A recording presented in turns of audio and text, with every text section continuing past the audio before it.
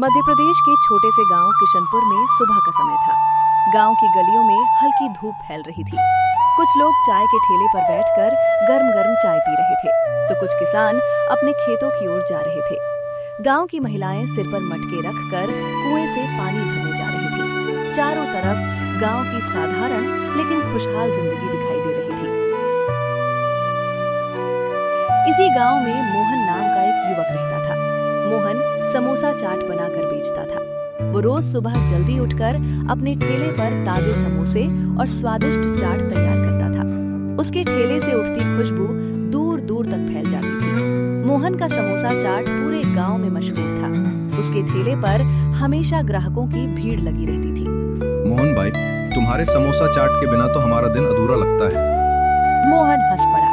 मोहन, अरे इतना भी खास नहीं है भाई। सच कह रहे हैं भैया, आपके समोसा चाट का स्वाद ही अलग है। मोहन मुस्कुराते हुए बोला। बस आप लोगों का प्यार है। मोहन की दुकान बहुत अच्छी चलती थी, क्योंकि वो हमेशा ताजा और अच्छी गुणवत्ता का सामान इस्तेमाल करता था। वो कभी मिलावट नहीं करता था और हर ग्राहक को प्यार से खिलाता था।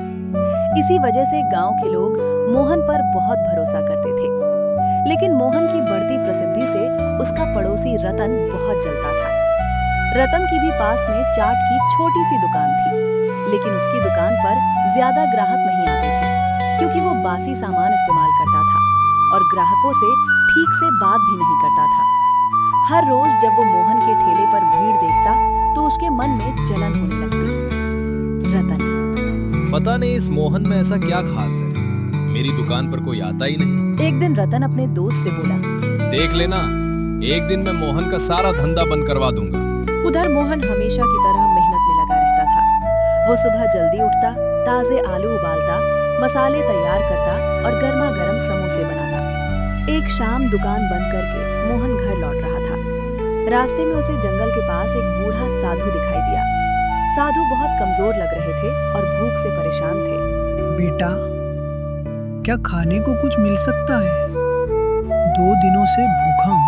मोहन तुरंत अपना डिब्बा खोलकर बोला, बाबा, मेरे पास कुछ समोसा चाट बची है, आप आराम से खा लीजिए। साधु ने बड़े स्वाद से समोसा चाट खाई।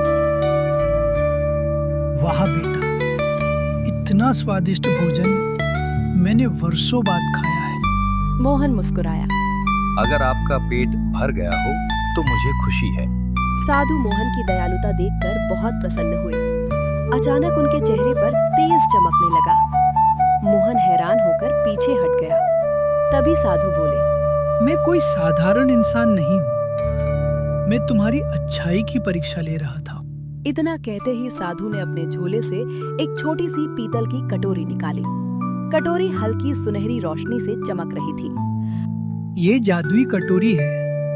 जब भी तुम इसमें समोसा चाट बनाओगे, उसका स्वाद अद्भुत हो जाएगा। लेकिन याद रखना, इस शक्ति का इस्तेमाल केवल अच्छे कामों के लिए करना। मोहन ने आदर से कटोरी ले ली। मैं आपका धन्यवाद करता हूँ बाबा, मैं कभी गलत रास्ता नहीं अपनाऊंगा। साधु मुस्कुराए और धीरे धीरे रात के अंधेरे में गायब हो गए।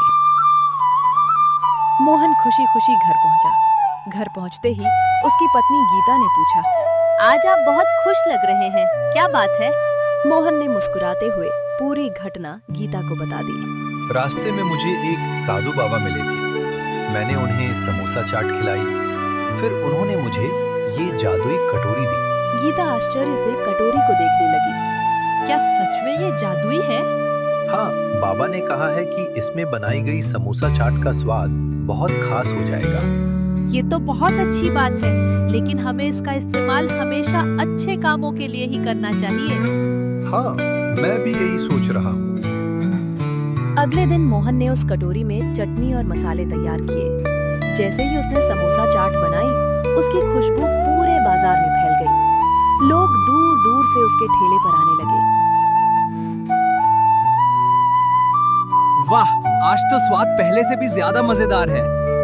देखते ही देखते मोहन की दुकान पर लंबी लाइन लग गई। उधर रतन ये सब देखकर और ज्यादा जलने लगा।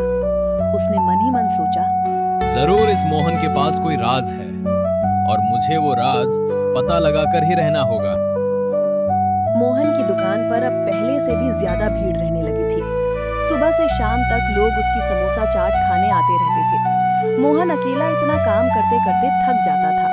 एक दिन वो आलू उबाल रहा था, तभी रतन वहां आया। रतन ने देखा कि मोहन बहुत परेशान हो रहा है।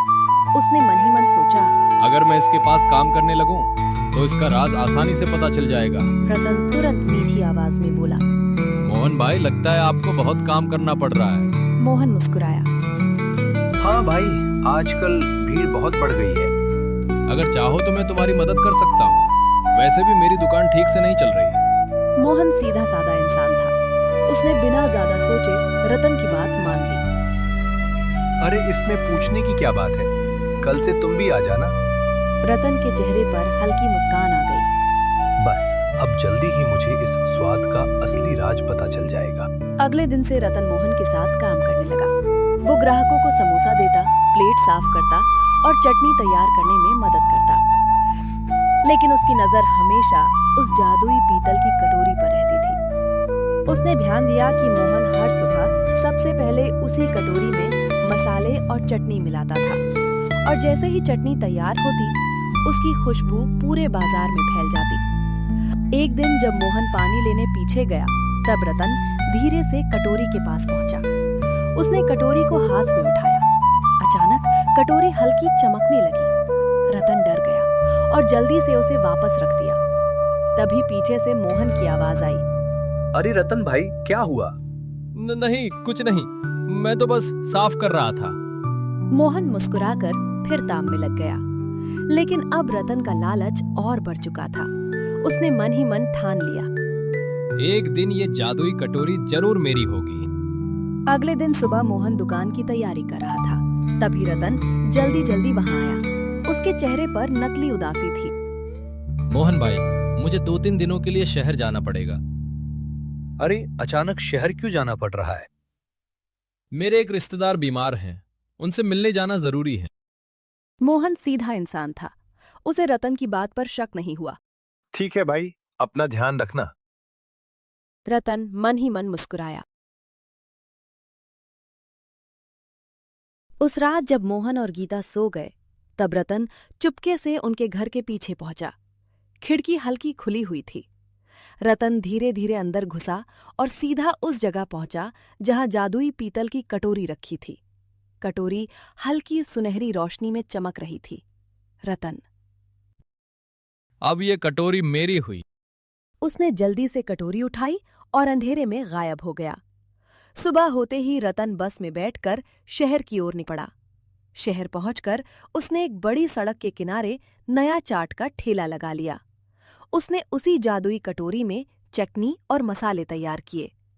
कुछ ही देर में उसकी समोसा चाट की खुशबू पूरे इलाके में फैल गई।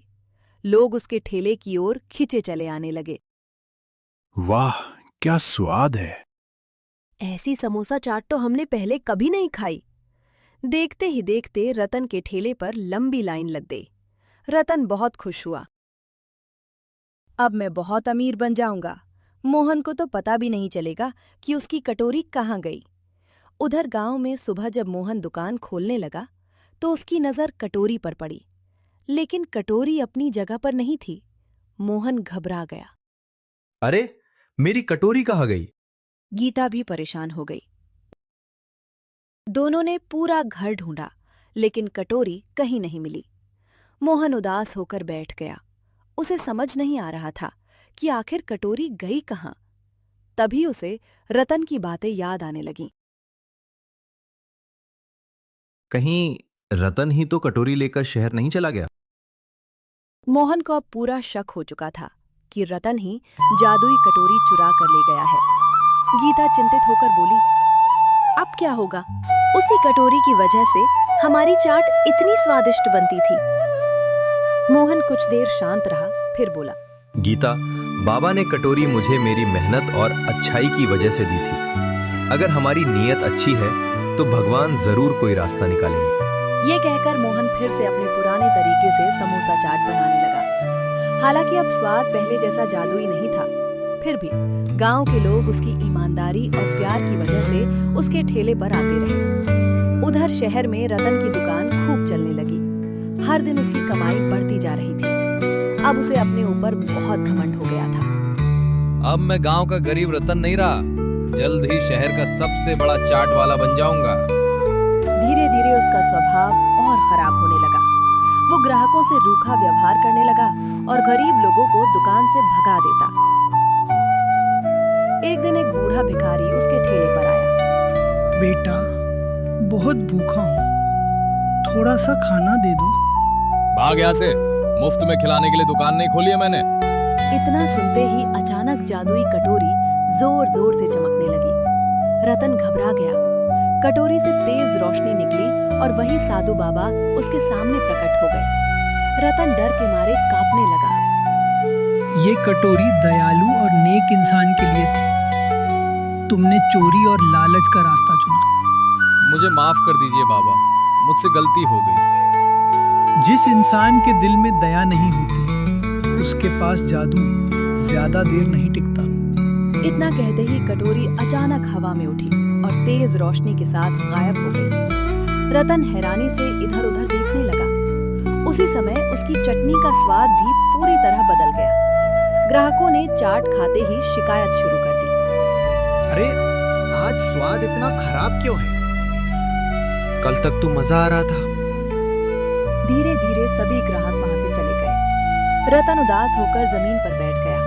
उसे अपनी गलती का एहसास होने लगा। उधर उसी समय गांव में मोहन अपनी दुकान लगा रहा था।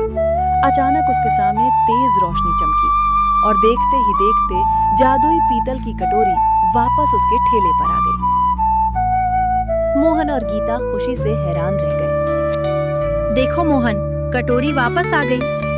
मोहन समझ गया कि ये सब साधु बाबा का चमत्कार है। उसने हाथ जोड़कर भगवान को धन्यवाद दिया। कुछ दिनों बाद रतन शर्मिंदा होकर वापस गांव आया। वो सीधे मोहन के पास गया। उसकी आंखों में आंसू थे। मोहन भाई, मुझे माफ कर दो। मैंने लालच में आकर आपकी कटोरी चुरा ली थी। गलती हर इंसान से होती है, जरूरी ये है कि इंसान अपनी गलती सुधार ले। रतन को अपनी गलती पर बहुत पछतावा हुआ। उस दिन के बाद उसने ईमानदारी से मेहनत करना शुरू कर दिया और मोहन पहले की तरह पूरे गांव को स्वादिष्ट समोसा चाट खिलाता रहा। दोस्तों, एक कहानी बनाने में कई घंटों की मेहनत लगती है। कहानी लिखने से लेकर आवाज, एडिटिंग और वीडियो तैयार करने तक। अगर आपको हमारी मेहनत पसंद आई हो तो कृपया वीडियो को लाइक करें और चैनल को सब्सक्राइब करना बिल्कुल ना भूलें। आपका छोटा सा सहयोग हमारे लिए बहुत बड़ी प्रेरणा है। धन्यवाद।